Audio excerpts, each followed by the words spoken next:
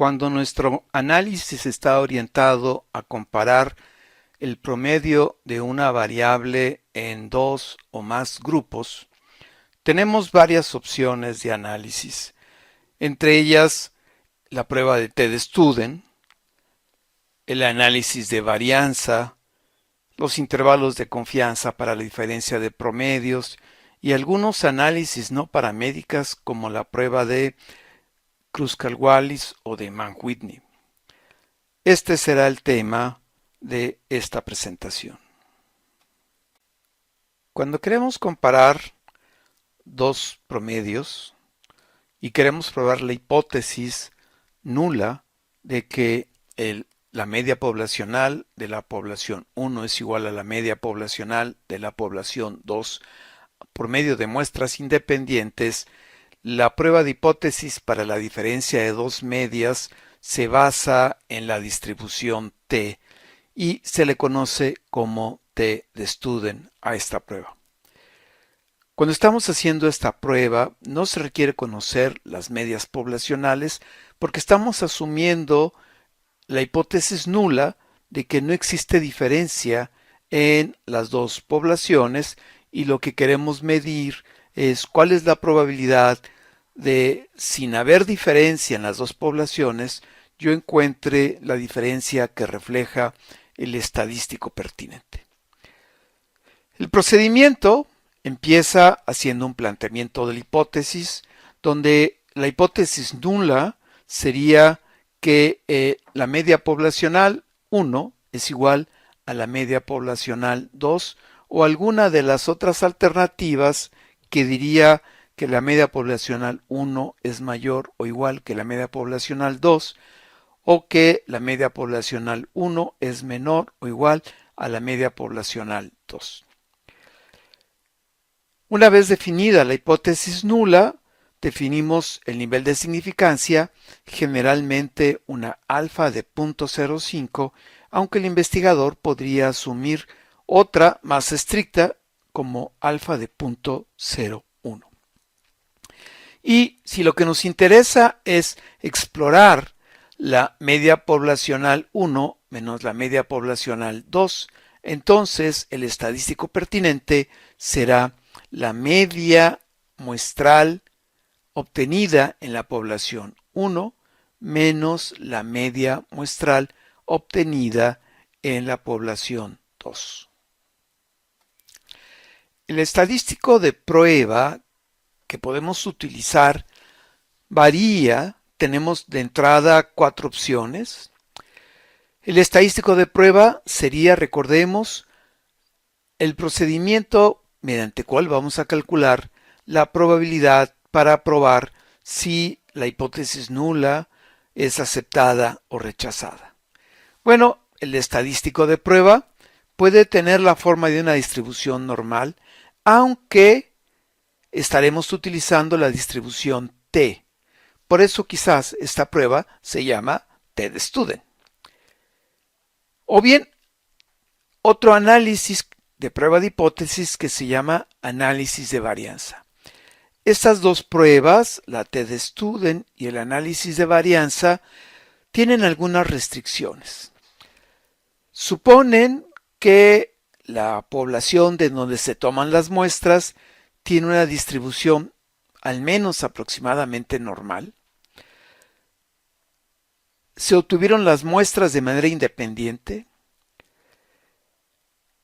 Se asume que se desconoce la varianza de la población, pero se supone que es la misma en las dos poblaciones que se está estudiando. Otras pruebas que también se pueden hacer son aquellas no paramétricas de Mann-Whitney-Wilcoxon y la prueba de Kruskal-Wallis. Estas son pruebas que tienen menos restricciones y que lo único que requieren es que las muestras sean independientes. Para el caso de la prueba de T-de-Student para la diferencia de dos promedios poblacionales, bajo el supuesto de la hipótesis nula, las dos varianzas muestrales, es decir, la varianza tomada en la muestra 1 y la varianza calculada en la muestra 2 se asume que se obtuvieron de la misma población. Por lo tanto, las dos varianzas tienen el mismo origen de la varianza poblacional.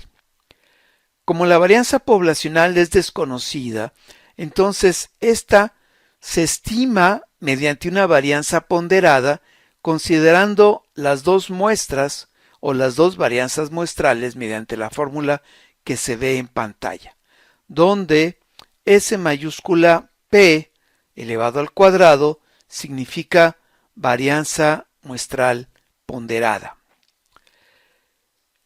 Y la varianza muestral ponderada sería igual a la varianza de la muestra 1 multiplicada por N1 menos 1 más la varianza muestral de la muestra 2 multiplicada por la N menos 1 de la muestra 2. Y una vez que han sido sumados esos dos valores, se dividen en la suma de las dos muestras menos 2. Esa sería entonces la varianza ponderada. Generalmente este análisis de TEDstudent se hace con el apoyo de una computadora y un software como EpiInfo o OpenEpi, pero para ver qué ocurre al interior, por unas pocas veces lo vamos a hacer manualmente de acuerdo con los siguientes ejemplos. Supongamos que estoy interesado en una diferencia de promedios poblacionales y mi hipótesis nula la planteo como el promedio en la población 1 es igual al promedio en la población 2. Esa sería la hipótesis nula y asumo el nivel de significancia de 0.05. El estadístico pertinente a partir del cual voy a explorar mi hipótesis nula, voy a probar mi hipótesis nula, es el que dice que el promedio de la muestra obtenido en la población 1 menos el promedio de la muestra obtenido en la población 2. Bajo el supuesto de que no existe diferencia, debería ser igual a 0. Eso generalmente nunca ocurre.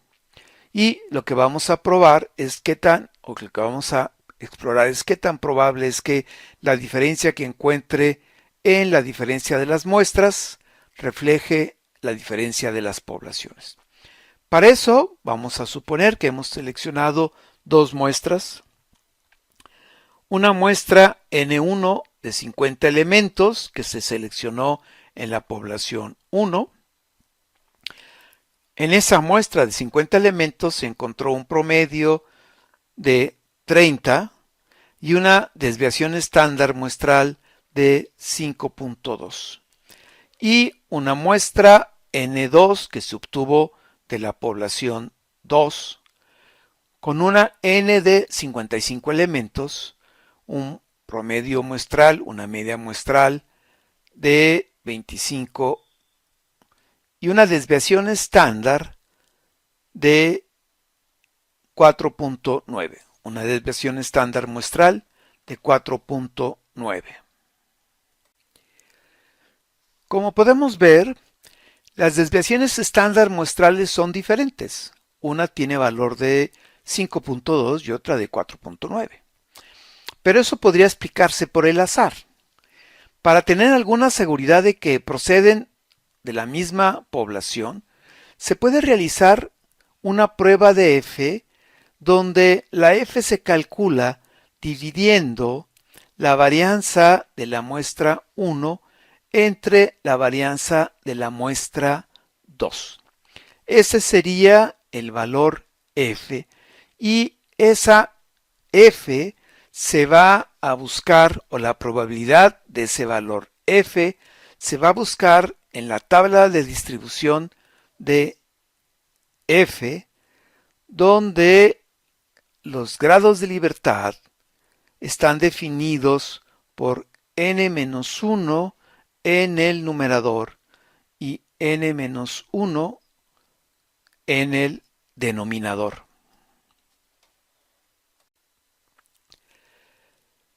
Antes de avanzar, conviene aclarar qué es la distribución F.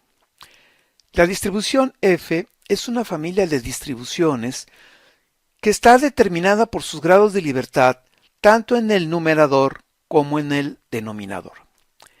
Para conocer los grados de libertad del numerador, lo que tomamos en cuenta es la n de las observaciones que se tomaron en cuenta para calcular la varianza del numerador, del cálculo de esa razón de f, y se representa con la b, con la v1. Y en el denominador vamos a anotar los grados de libertad dados por la n de la muestra que se utilizó para calcular la varianza que se anotó en el denominador, y a esa n le vamos a quitar 1 y la vamos a representar como la letra V2. Si nos fijamos en las 4 imágenes que aparecen en la pantalla, vamos a notar que el área de la distribución F no es semejante a una distribución normal, pero sí marca un área que va desde 0 hasta infinito, donde el valor 1 dice que las dos varianzas, la del numerador y la del denominador, son iguales. Sin embargo, este valor f está sujeto a un azar. Y entonces lo que nos interesa generalmente es considerar el 95% del área debajo de la curva de la distribución f. Esa área del 95% está definida por diferentes valores. Esos valores son los valores f. Por ejemplo, en el primer ejemplo que tenemos ahí, que sería una distribución para 10 grados de libertad, el valor crítico sería 2.98. Y ese valor crítico iría cambiando según los grados de libertad, tanto en el numerador como el denominador, cambiaran. Si estamos haciendo el procedimiento de manera manual, los valores de distribución F los podemos encontrar en los anexos de los libros de estadística o bioestadística que se ven al final del libro.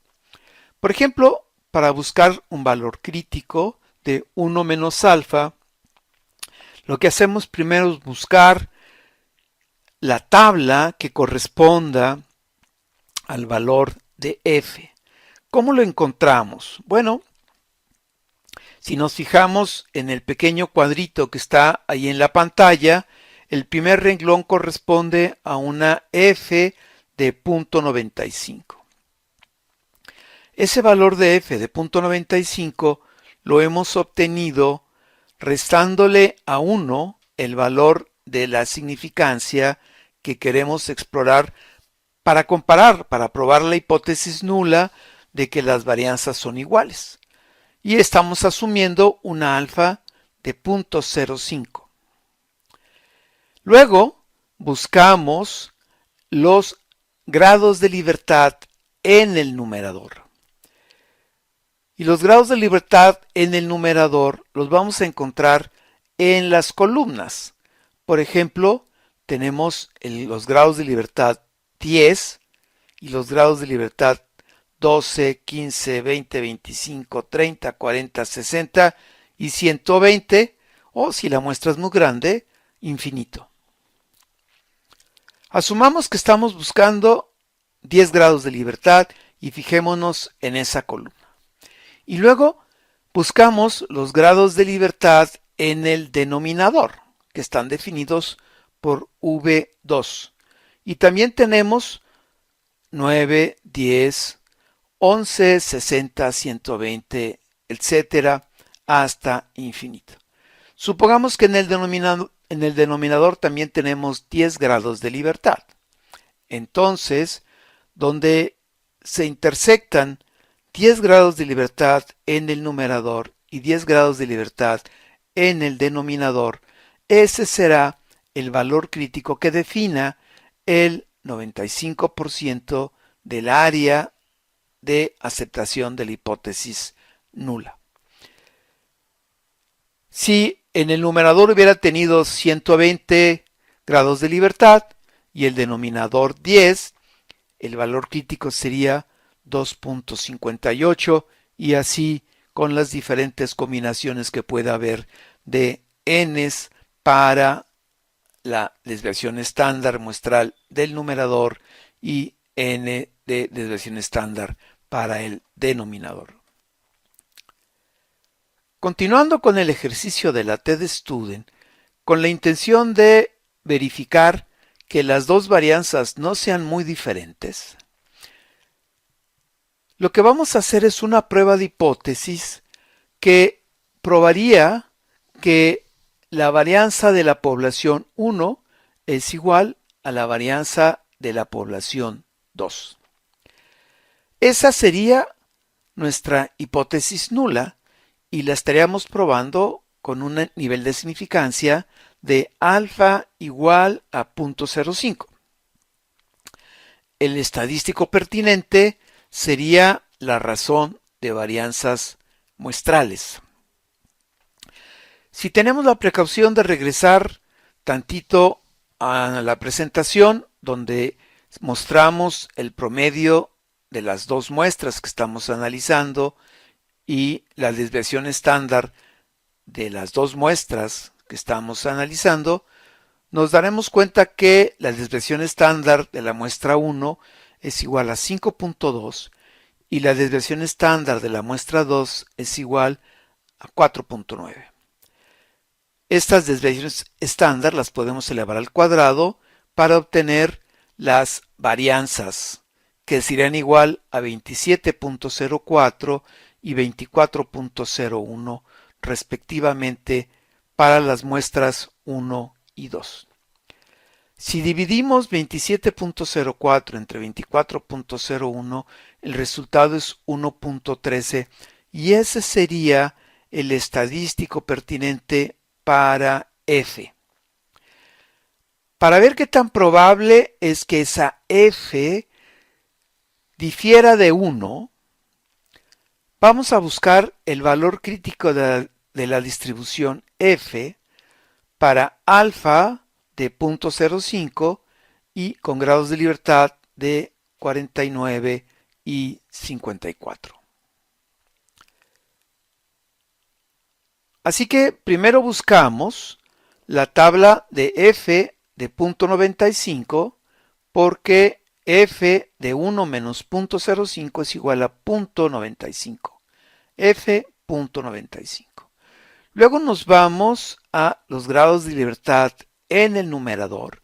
No tenemos 49, pero sí tenemos 40, que es lo más próximo hacia lo más estricto. Y no tenemos 54, no tenemos 50, tenemos 40 en el denominador, en los grados de libertad del denominador, y así que tomamos esos dos valores de la tabla y buscamos la intersección de 40 grados de libertad en el numerador y 40 grados de libertad en el denominador y tenemos el valor 1.69, perdón. Como el f calculado de 1.13 es menor que el valor crítico de 1.69, entonces aceptamos la hipótesis nula, es decir, 1.13 estaría en el área de aceptación de la hipótesis nula y concluimos que las varianzas no muestran una diferencia estadísticamente significativa. Como hemos concluido que no hay evidencia de que esas dos varianzas muestrales se muestren diferentes, asumimos la hipótesis nula. Y entonces procedemos a calcular la varianza ponderada mediante la fórmula que se ve en pantalla. Tomamos la desviación estándar de la muestra 1, que es de 5.2, lo elevamos al cuadrado y lo multiplicamos por 49, que es la N1 de 50 elementos menos 1. Y se lo vamos a sumar al 4.9, que es la desviación estándar de la muestra 2, elevado al cuadrado, multiplicada por 54, que es la n-1 de la muestra 2. Lo que resulta de esa suma en el numerador, lo vamos a dividir entre la suma de 50 más 55 menos 2, que nos va a dar 25.451. Esa lo vamos a asumir como la varianza ponderada. Una vez que tenemos la varianza ponderada, calculamos T mediante la fórmula de media muestral 1, media muestral 2, entre el error estándar de esta distribución de diferencias muestrales y que nos va a dar como resultado 5.07. Para conocer el valor crítico de la prueba, es decir, el punto, el valor que define el área de aceptación y el área de rechazo de la hipótesis nula, procedemos de la siguiente manera. Si hemos definido nuestro nivel de significancia como alfa de 0.05, entonces primero dividimos alfa entre 2 y nos da 0.025 y ese valor se lo restamos a 1 para que nos quede 0.975. Esa es la columna que vamos a buscar en la distribución T de Student. Y luego vamos a buscar el renglón que corresponda a los grados de libertad. Para el caso de una T de Student, los grados de libertad se calculan sumando los dos tamaños de muestra, el de N1 más el de N2, y restándole 2. Si nos fijamos en el cuadro que aparece ahí, entonces, donde se intersecta la T de 0.975 y los grados de libertad de 100, podemos encontrar el valor 1.984.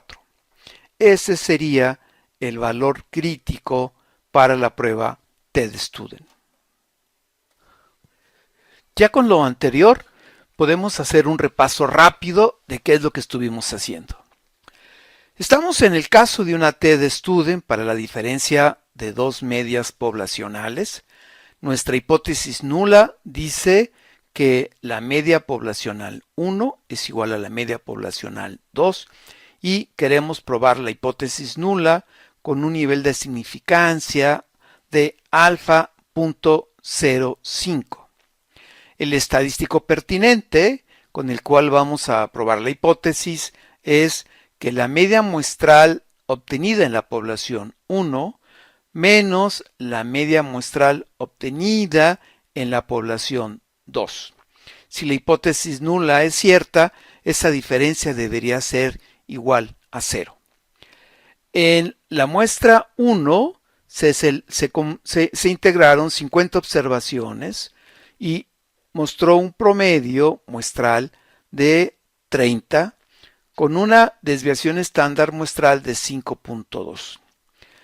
Y la muestra 2, formada por 55 observaciones, presentó una media muestral de 25 con una desviación estándar muestral de 4.9. Como podemos ver, las medias muestrales son diferentes y las dos desviaciones estándar muestrales también son diferentes. Así que lo primero que hicimos fue explorar qué tan diferentes eran las varianzas muestrales. las desviaciones estándar muestrales. Para eso hicimos una prueba de F. Esa prueba de F lo que busca es aceptar la hipótesis nula. No tanto rechazarla, sino aceptar la hipótesis nula. Y si quieren repetir lo que dijimos antes, nada más regresen el video hasta esa presentación. Lo siguiente que hacemos es, bueno, tenemos una diferencia de promedios de 5, que es lo que queremos calcular como diferencia significativa. Bueno, el valor calculado de test student para esa diferencia sería de 5.07 y el valor crítico que define el área de aceptación de la hipótesis nula llega hasta 1.98. Es decir, que el 5.07 está en la zona de rechazo.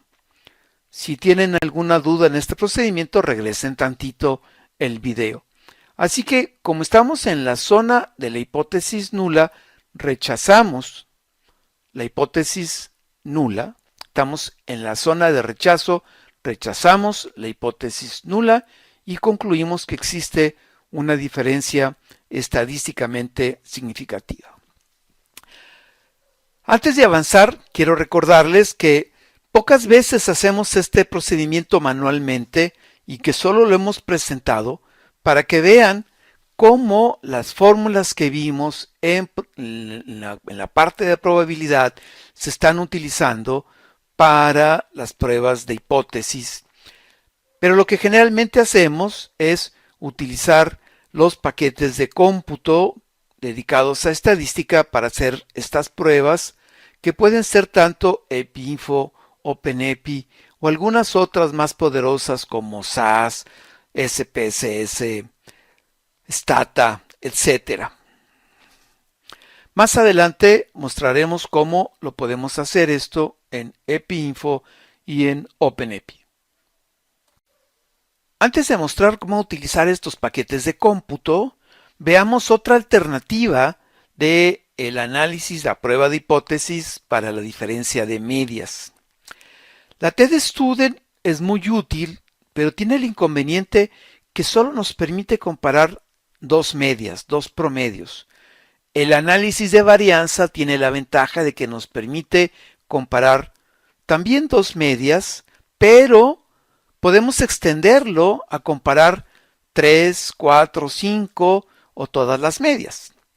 En el análisis de varianza, la hipótesis nula se plantea de una manera diferente y la hipótesis nula dice que la media de la población 1 es igual a la media de la población 2, es igual a la media de la población 3, es igual a la media de la población 4, etc. O todas las medias estudiadas en las poblaciones son iguales. Para hacer un análisis de varianza, lo primero que hacemos es calcular la media de todas las muestras, de todos los elementos en las muestras como si fueran uno solo, y la varianza de todos los elementos en las muestras como si fueran una sola muestra. ¿Qué es lo que estamos viendo ahorita en pantalla? Recordemos que para calcular la varianza, primero calculamos el promedio y en este caso tomamos todas las observaciones que tenemos en color verde. Y con todas esas observaciones obtenemos un promedio que es igual a 34.167 para el ejemplo que tenemos en pantalla. Una vez que tenemos el promedio de las muestras, de todas las muestras en conjunto, lo que vamos a hacer es calcular la suma de cuadrados. Esta suma de cuadrados se calcula restando cada observación al promedio y esa diferencia elevándola al cuadrado, y luego cada una de esas diferencias elevadas al cuadrado las vamos a ir sumando. Por ejemplo, sería 41 menos 34.167 elevado al cuadrado, más 20 menos 34.67, esa diferencia también elevada al cuadrado, más cada una de esas diferencias elevadas al cuadrado hasta llegar a 45, que es el último número que se ve abajo a la derecha en color verde, menos 34.167, esa diferencia elevada al cuadrado, y se le va a ir sumando a lo que llevábamos anterior. A eso le vamos a llamar suma de cuadrados y corresponde al numerador de la varianza. Para que esa suma de cuadrados se convierta en varianza, solo tenemos que dividirla entre los grados de libertad. Y lo estamos dividiendo entre n menos 1. Y esa es la varianza total. Esa s elevada al cuadrado, que vemos en color morado, es varianza, y la t indica que es la varianza total de esas observaciones en color verde. Para seguir con nuestro análisis de varianza, lo siguiente que tenemos que hacer es identificar los subgrupos que se dan dentro de esta gran muestra, en este caso 3 grupos. Y para cada uno de estos subgrupos vamos a calcular la media y la varianza. Si nos fijamos bien, la media del grupo marcado con el color verde sería 34, la media del grupo 2 marcado en azul sería 29.5 y la media del grupo 3 estaría en 39.0 y las varianzas muestrales de cada uno de esos grupos también se muestran en pantalla. Aquí vamos a distinguir 3 diferencias en las observaciones. Primero, la media de cada grupo, el grupo 1, el grupo 2 y el grupo 3, son diferentes entre sí y ninguna es igual a la media que calculamos con todas las observaciones. Pero al interior de cada grupo también encontramos diferencias. No todos los valores que están dentro de cada grupo son iguales al promedio del grupo. Así que estamos identificando 2 diferencias, 2 grandes diferencias, además de la diferencia total. La diferencia total sería el promedio de toda la muestra en conjunto y de cada una de las observaciones. Esa sería la diferencia total. La diferencia de cada promedio de subgrupo con el promedio total y la diferencia que existe dentro de cada grupo con el promedio de cada grupo. Recuerden esas 3 diferencias. La diferencia que se marca de cada observación con el gran promedio, con el promedio del total. La diferencia que se observa de cada promedio de cada grupo con el promedio del grupo completo y las diferencias que existen entre cada observación con el promedio de su subgrupo. Con estas otras 2 diferencias, la diferencia entre las medias y las diferencias de las observaciones con sus medias de cada subgrupo, podemos calcular varianzas. Empecemos con las diferencias de cada media de cada grupo con la diferencia total. Con ella podemos calcular una varianza.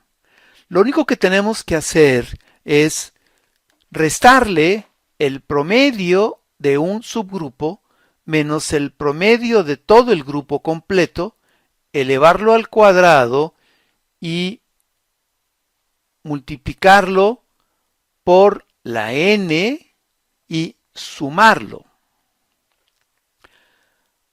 Así, por ejemplo, vamos a tomar 34.0 menos 34.0 167 multiplicado por 2, 4, 6, 8, 10, 12, que sería el número de observaciones dentro del grupo 1. Y luego el siguiente sería 29.5 menos 34.167, la diferencia elevado al cuadrado, multiplicada también por 2, 4, 6, 8, 10, 12, que son el número de observaciones que tiene el grupo 2, y luego sumado también a lo que resulta de 39 por menos 34.167 elevado al cuadrado, multiplicado también por 12, que es el número de observaciones que tiene el grupo 3. Esa sería la suma de cuadrados identificada como suma de cuadrados del tratamiento o de cada grupo. Para hacer la varianza, solo tenemos que dividirla entre K menos 1, donde K es el número de tratamientos, es decir que si tengo 3 grupos, sería 3 menos 1 igual a 2. La otra fuente de variación es la que se da al interior de cada grupo, y esa se expresa mediante la varianza debida al error. Para calcular esa varianza, lo que se hace es cada observación de cada grupo se le resta al promedio de ese grupo. Se eleva al cuadrado y se suman todos esos valores. Por ejemplo, empezamos con el grupo 1, tomamos el 41, se lo restamos al 34, lo elevamos al cuadrado. Tomamos el 20, se lo restamos a 34, lo elevamos al cuadrado. Terminamos ese grupo tomando 47, se lo restamos a 34 y lo elevamos al cuadrado. Luego pasamos al grupo 2. Tomamos 25, se lo restamos a 29.5, lo elevamos al cuadrado y el grupo 2 continuamos así hasta que llegamos a 21, se lo restamos a 29 y lo elevamos al cuadrado. Pasamos al grupo 3 donde tomamos 40, se lo restamos a 39, lo elevamos al cuadrado y todos los números hasta que llegamos al 45, donde tomamos el 45, se lo restamos a 39 y lo elevamos al cuadrado. Una vez que tenemos todas esas diferencias elevadas al cuadrado, las sumamos, las que tuvimos en el grupo 1, en el grupo 2 y en el grupo 3. Y esa sería la suma de cuadrados del error. Para hacerlo varianza, solo lo vamos a dividir entre la n total menos el número de tratamientos. Es decir, la n total es de 2, 4, 6, 8, 2, 4, 6, 8, 10, 12 para cada grupo, por 3 son 26, menos 3 tratamientos, nos quedaría en 23. Para hacer esto manualmente, regularmente solo calculamos 2 sumas de cuadrados y la tercera suma de cuadrados se obtiene mediante una resta. Por eso, en esta transparencia estoy señalando en color rojo la suma de cuadrados. Si ya conocemos la suma de cuadrados de la variación total, es decir, con la que se obtiene la varianza total, y conocemos la suma de cuadrados de los tratamientos, entonces podríamos conocer la suma de cuadrados del error mediante una simple operación algebraica. Al momento de hacer el procedimiento manualmente o al momento de revisarlo en un paquete de cómputo, el análisis de varianza nos va a presentar un cuadro de ANOVA, una tabla de ANOVA, que quiere decir Analysis of Variance. Algunas publicaciones lo llaman como ANDEVA, análisis de varianza. Y en este ejemplo vamos a describir cómo se logra esto que está aquí. El análisis de varianza prueba la hipótesis nula de que el promedio 1 es igual al promedio 2, pero también se puede agregar el promedio 3, el promedio 4, lo cual también se puede expresar como todas las medias son iguales. Generalmente también se utiliza una alfa de 0.05 y aquí utilizamos la tabla de ANOVA para probar la hipótesis nula.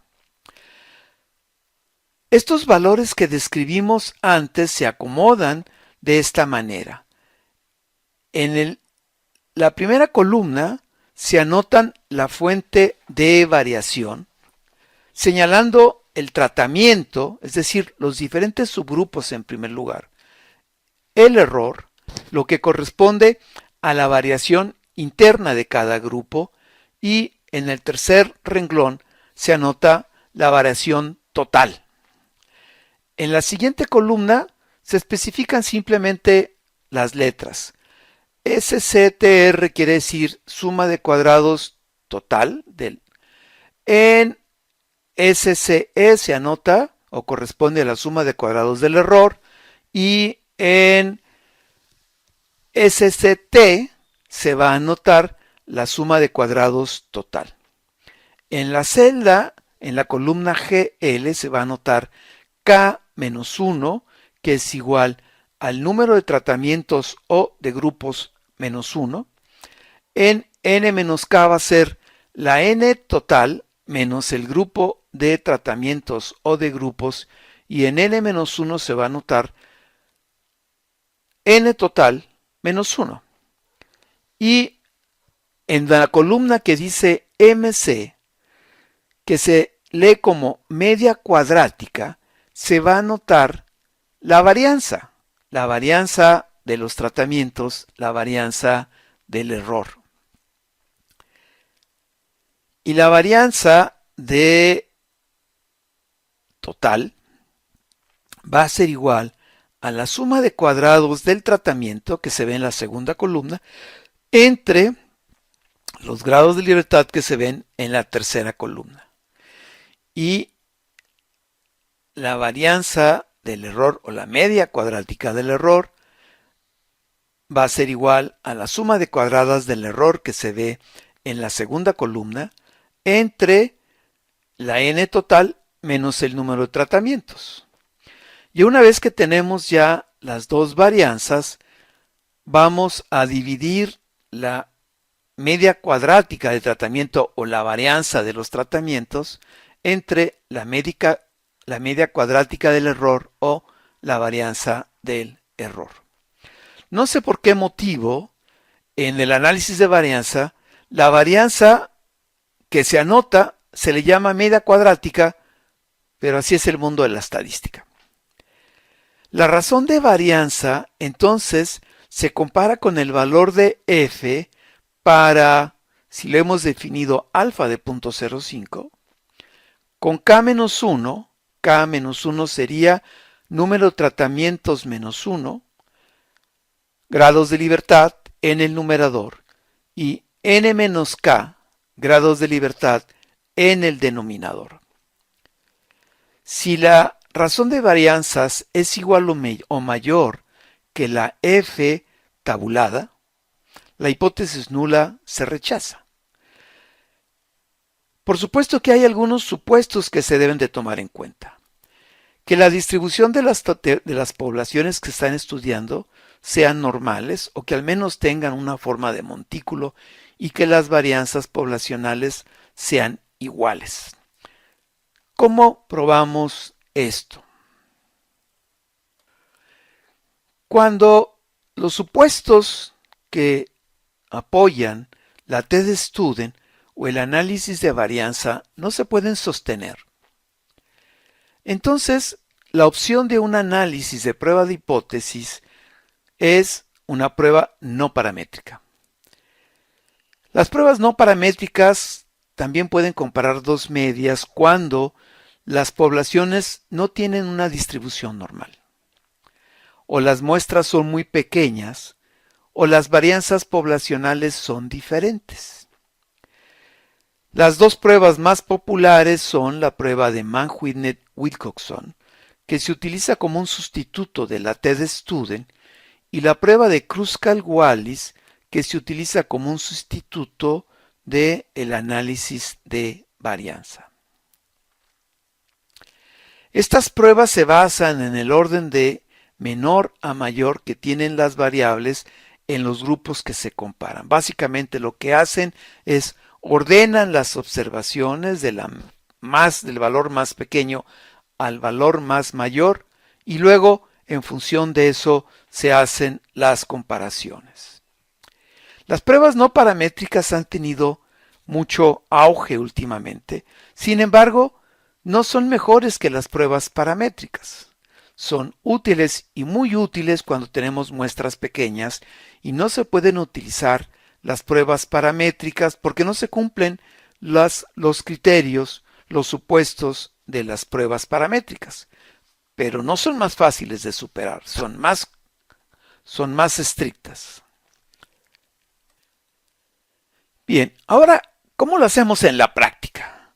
Bueno, en la práctica tomamos los datos, los ponemos en un programa de cómputo, hacemos nuestros análisis estadístico en EpiInfo, en SPSS, en Stata, en el programa de estadística que ustedes quieran, que les pueda dar promedios, desviaciones estándar, tamaños de n, y en ellos generalmente vamos a encontrar las pruebas que acabamos de escribir hace un momento. Por ejemplo, para hacerlo en EpiInfo, lo vamos a hacer en el comando de medias. Recuerden, entramos a EpiInfo, leemos nuestra orden, nuestra base de datos con read, apretamos clic en medias y seleccionamos la variable cuantitativa de media de o means of, y la variable cualitativa la vamos a colocar en cross tabulate of o tabulados por. Y una vez que ya tenemos esas dos variables, tal como lo hicimos cuando estuvimos trabajando con la diferencia de promedios al principio en el curso con estadísticas descriptivas, hacemos clic en aceptar o en OK. Y el programa de análisis nos dará la siguiente hoja de resultados cuando estamos trabajando con una variable cualitativa que tiene nada más dos categorías. En el cuadro azul se van a encontrar los resultados que ya conocen, que son los valores que representan las categorías de la variable, el número de observaciones para cada categoría, el total, la media para cada grupo, para cada categoría, la varianza, la desviación estándar. Si nuestra variable cualitativa tiene nada más dos categorías, entonces se va a mostrar la t-de-Student, que se va a apreciar en el cuadro que está remarcado en rojo. Y presenta dos diferentes interpretaciones. Uno, si las varianzas fueron ponderadas o si las varianzas se tomaron sin ponderar. ¿Qué determina que se utilice el método ponderado? Que asumamos que las varianzas son iguales. Y el otro procedimiento lo vamos a utilizar cuando no consideramos que las varianzas sean iguales. Lo que nos vamos a dar cuenta es, al final, es el valor de t y el valor de probabilidad. Si ese valor de p, ese valor de probabilidad, es menor a 0.05, menor o igual a 0.05, entonces vamos a rechazar la hipótesis nula. ¿Qué define cuál de las dos? Un poquito más adelante vamos a encontrar lo que define ese valor, y no es exactamente una prueba de F, sino es una alternativa que se llama prueba de Bartlett, pero lo vamos a ver un poquito más adelante.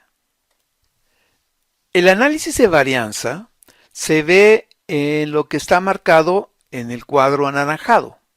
Lo que nos está presentando son todos los valores para el análisis de varianza. Es decir, nos está presentando la suma de cuadrados total con los grados de libertad Luego, la suma de cuadrados entre los grupos de comparación, es decir, entre los tratamientos. Los grados de libertad, tenemos en este caso dos grupos, por eso queda un grado de libertad. Y luego la media cuadrática, y si dividimos 223.669 entre 1, nos va a quedar la misma cantidad, por supuesto, y la suma de cuadrados de la variación en interna, que son 421.75 y tiene 29 grados de libertad. Y eso nos da una media cuadrática de 14.54.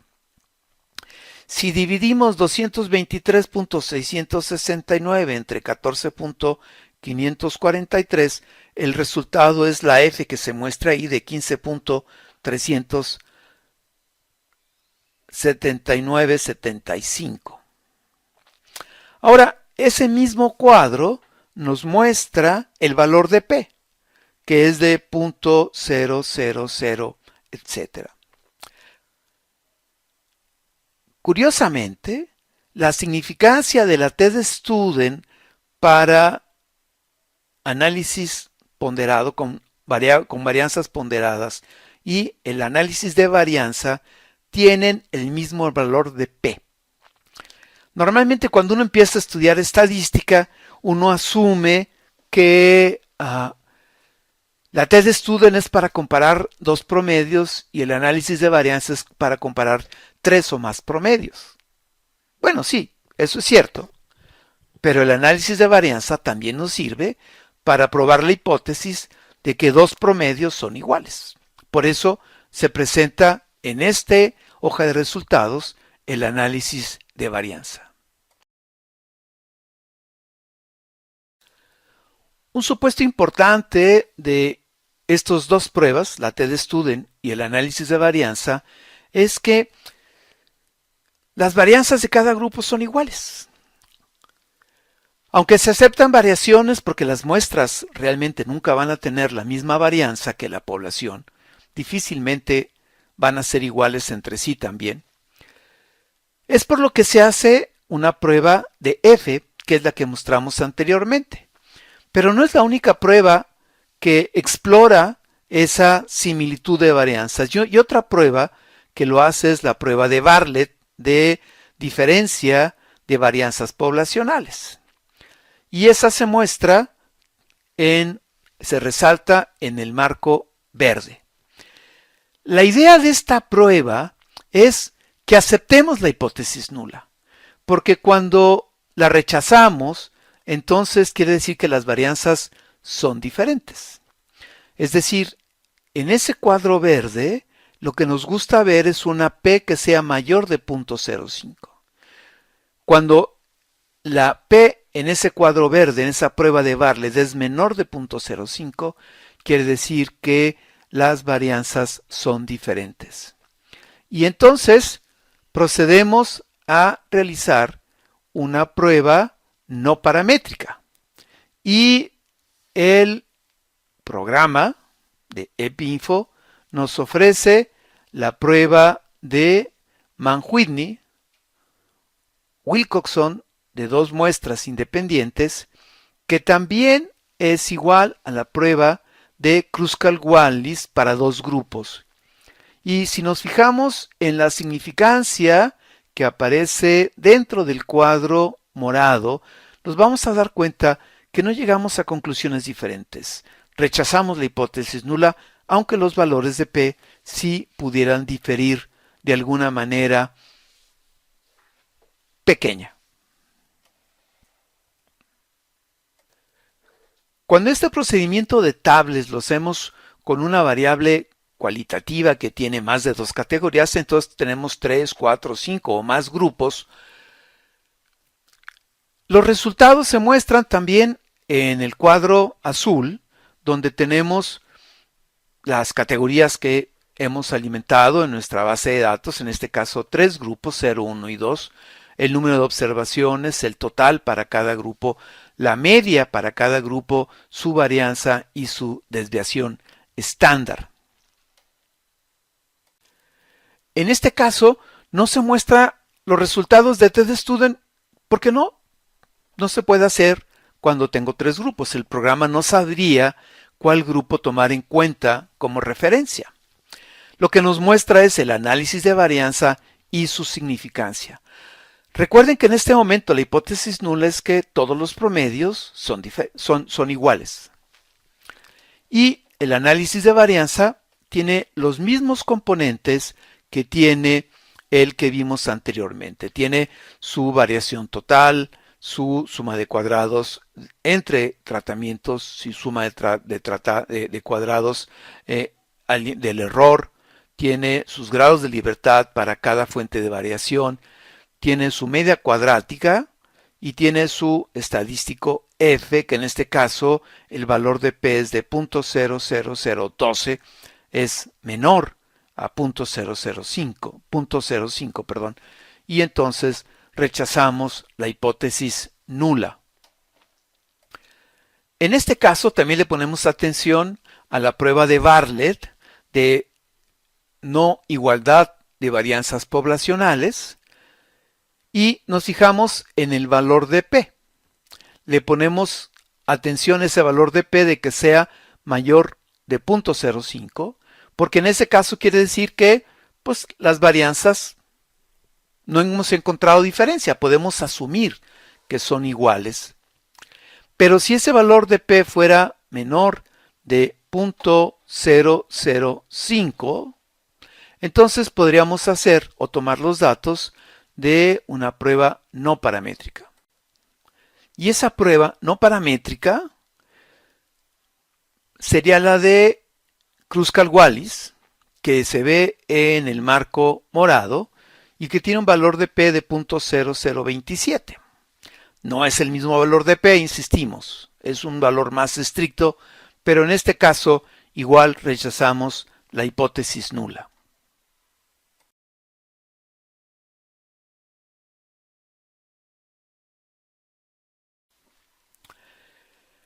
El otro enfoque de la inferencia estadística, el de los intervalos de confianza, también se puede utilizar en la diferencia de dos medias poblacionales.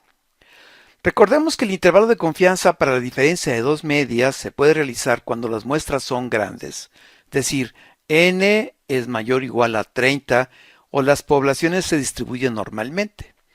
No es indispensable conocer el parámetro, es decir, la media poblacional, y el procedimiento es bastante sencillo.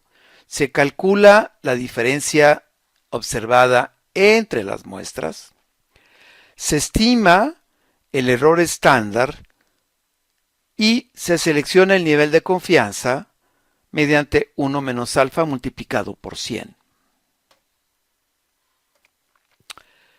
Una vez definido el nivel de confianza, por ejemplo 95%, se busca el valor de t para ese nivel de confianza con n menos 2 grados de libertad. Y el intervalo de confianza se construye tomando la diferencia de las muestras y sumando y restando el producto de el error estándar, es decir, la desviación estándar del universo de las diferencias muestrales, por el nivel de confianza expresado como una t, donde el valor de la varianza ponderada se obtiene igual a como se hacía para la t de Student. Este cálculo de intervalo de confianza para la diferencia de medias, pocas veces llegamos a hacerlo de manera manual. Más bien, le pedimos al programa que nos lo dé.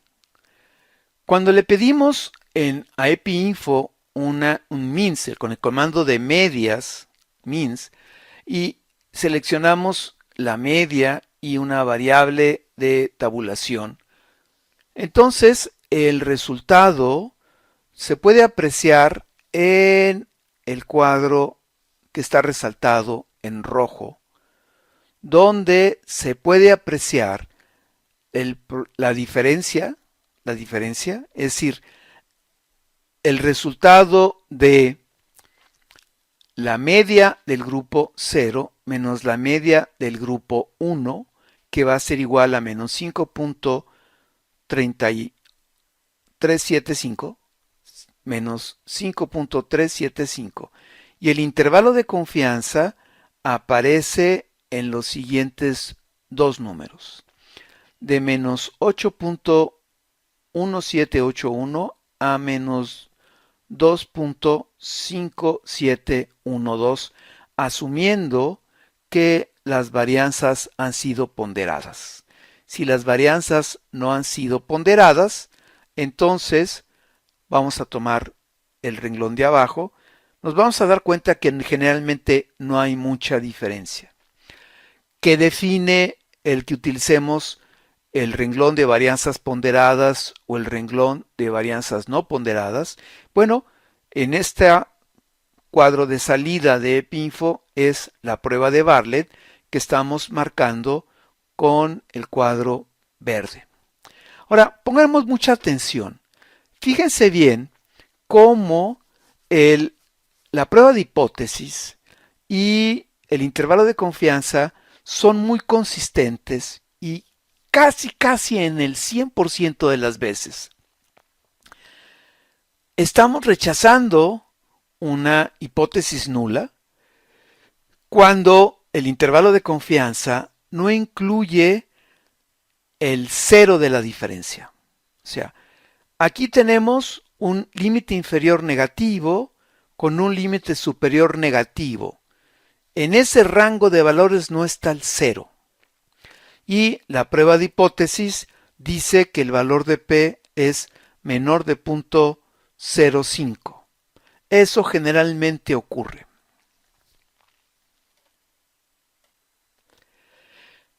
Esta prueba de intervalos de confianza para diferencia de medias se puede utilizar en OpenEPI.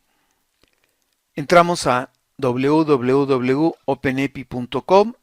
Ya una vez que se muestra el menú nos vamos a variables continuas, a la prueba t-test, y lo primero que hacemos es poner los datos, y una vez que se han anotado los datos, cuando apretamos resultados, nos fijamos en la parte que está resaltada en el cuadro rojo, que nos dice cuál es la diferencia de medias y cuál es el límite inferior y el límite superior del intervalo de confianza, tanto para la estimación con varianzas iguales como varianzas desiguales.